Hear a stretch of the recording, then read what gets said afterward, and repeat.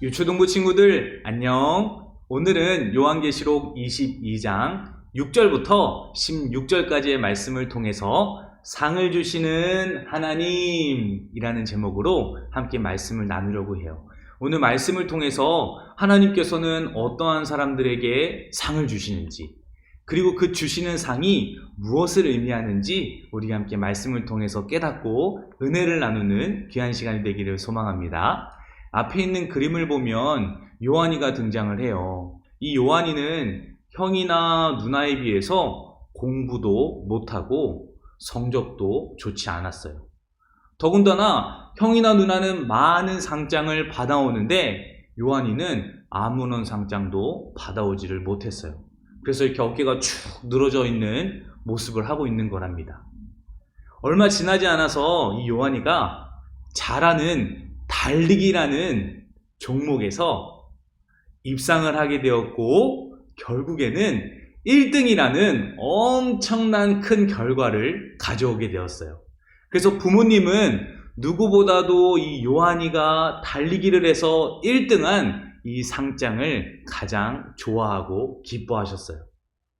오늘 본문 말씀을 통해서도 우리가 이와 비슷한 이야기를 함께 접할 수가 있어요.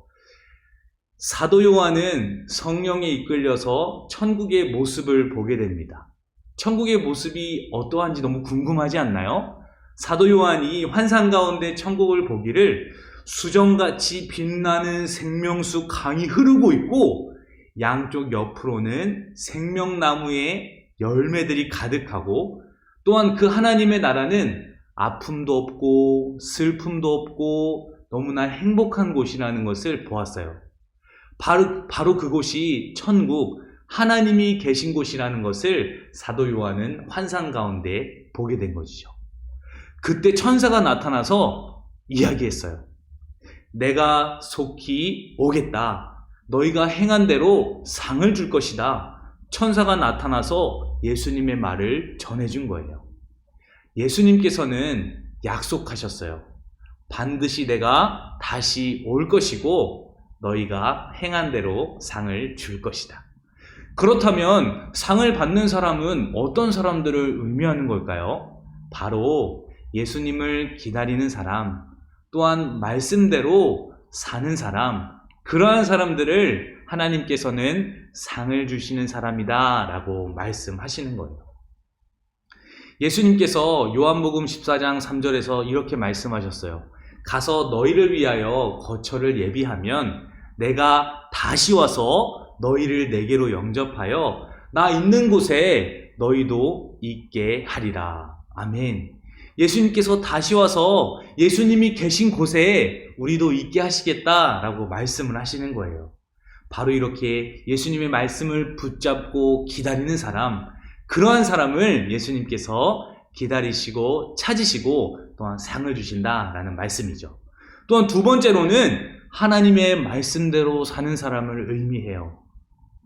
하나님을 목숨과 같이 사랑하고 또한 그와 동일하게 이웃을 사랑하는 사람, 하나님의 말씀대로 살아가려고 하는 그런 몸부림이 있는 사람, 그대로 순종하는 사람을 바로 하나님께서 찾으시고 예수님이 있는 곳에 있게 하겠다라고 하신 바로 그러한 사람이랍니다.